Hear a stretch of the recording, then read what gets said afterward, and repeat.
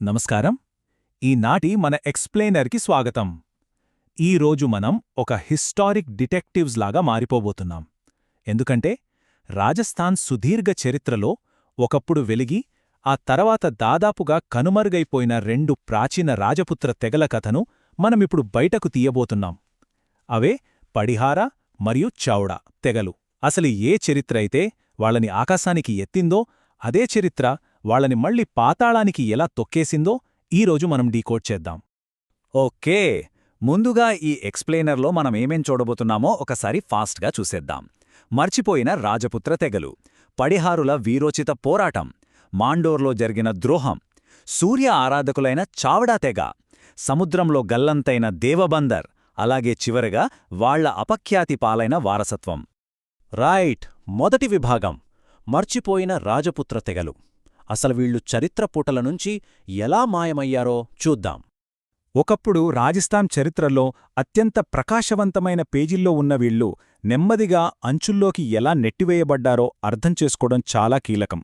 ఇక్కడ మనం ప్రధానంగా గుర్తుంచుకోవాల్సింది అగ్నికులాలు అనే కాన్సెప్ట్ గురించి. రాజపుత్రుల్లో ఈ అగ్నికుల వంశానికి ఎంత క్రేజుందో మనకు తెలిసిందే. అయితే పాత గ్రంథాల ప్రకారం చూస్తే పడిహారులను ఈ అగ్నికుల రాజపుత్రుల్లో అత్యంత చిట్టచివరివారు లేదా కాస్త తక్కువ ప్రాముఖ్యత ఉన్నవాళ్లుగా రాశారు.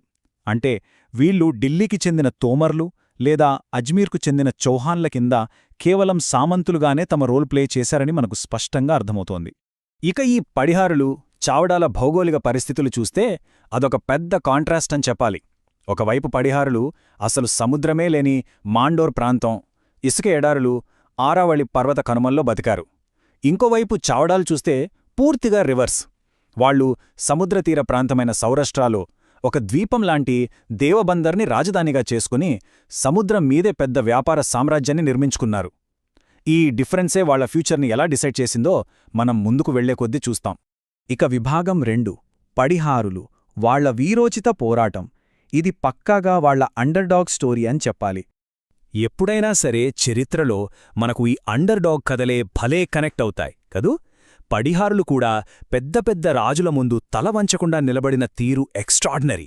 వాళ్ల హిస్టరీలో హైలైట్ ఏదైనా ఉందంటే అది ఖచ్చితంగా నహర్రావు చేసిన ఆ వీరోచిత పోరాటమే. ఆరావళి పర్వత కనుమల్లో అత్యంత పవర్ఫుల్ అయిన పృథ్వీరాజ్ చౌహాన్కు ఎదురు వెళ్లి తన స్వాతంత్ర్యం కోసం నహర్రావు ఒక రేంజ్లో ఫైట్ చేశాడు.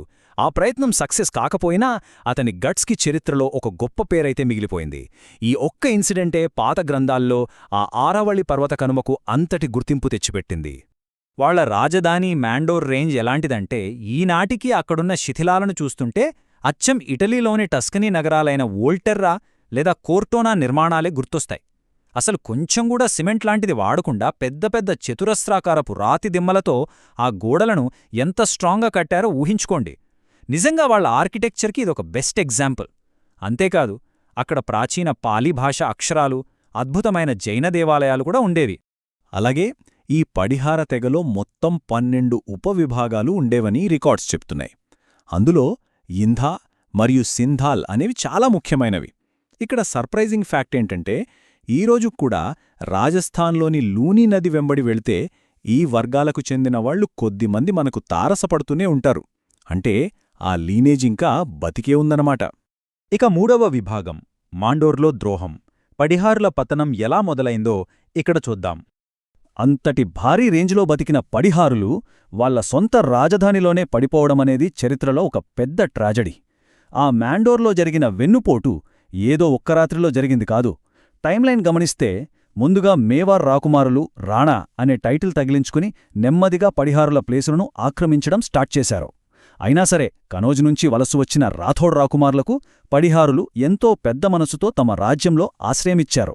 కాని సీన్ కట్ చేస్తే 13వ శతాబ్దంలో చోండా అనే రాథోడ్ నాయకుడు తనకు ఆశ్రయమిచ్చిన వాళ్లకే పెద్ద ద్రోహం చేశాడు. ఆ దెబ్బతో పడిహారుల రూలింగ్ ఎండ్ అయిపోయింది. ఆ తర్వాత మాండోర్ కోట మీద రాథోడ్ల జెండా ఎగిరింది. That's how they lost it all. ఇక 4వ విభాగం సూర్య ఆరాధకులైన చావడా తెగ. పడిహారుల ఎడారుల నుండి ఏకంగా సముద్రతీరానికి షిఫ్ట్ అయిపోదాం. ఈ చౌడా లేదా చావారా తెగ వాళ్ల వ్యవహారం కొంచెం మిస్టీరియస్గా ఉంటుంది. వీళ్లు సూర్యుణ్ణి ముఖ్యంగా బాల్నాథ్ రూపంలో తెగ పూజించేవారు.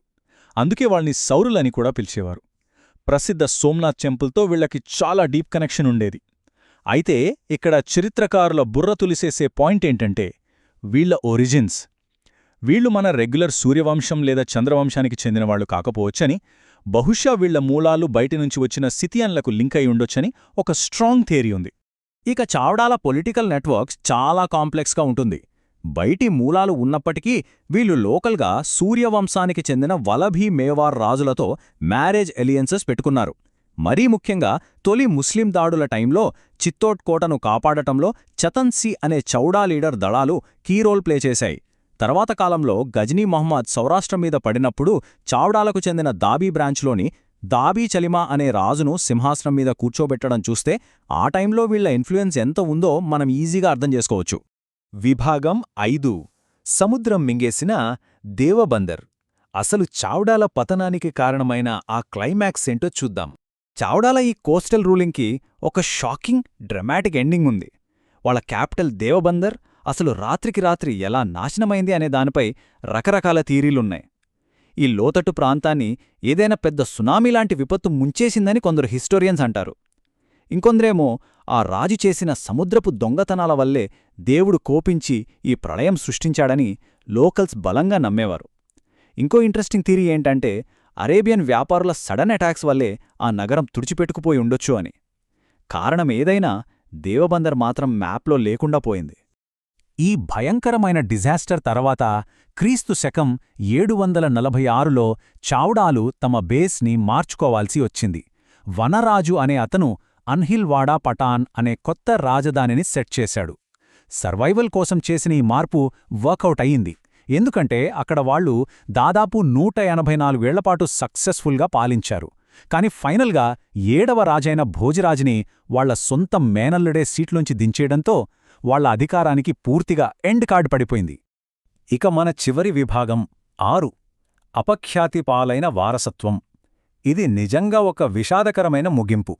ఒకప్పుడు అంత పవర్ఫుల్గా ఏలిన ఈ 2 తెగలను ఆ తర్వాత కాలం ఎలా చూసిందో తెలిస్తే మనం షాక్ అవుతాం. పడిహారుల పవర్ పోయాక వాళ్లు కుహారీ, సింధ్, చంపల నదుల మధ్య ఒక 24 గ్రామాల కాలనీగా సెటిల్ అయ్యారు. కాని బతకడం కోసం నెమ్మదిగా దోపిడీలు స్టార్ట్ చేశారు. ఎంతలా అంటే తర్వాత వచ్చిన బ్రిటిష్ వాళ్లు తమ రికార్డ్స్లో పడిహారుల గురించి తగ్గుల చరిత్రలోనే అత్యంత అపఖ్యాతి పాలైన దొంగల ముఠా అని అఫీషియల్గా రాసిపెట్టారు.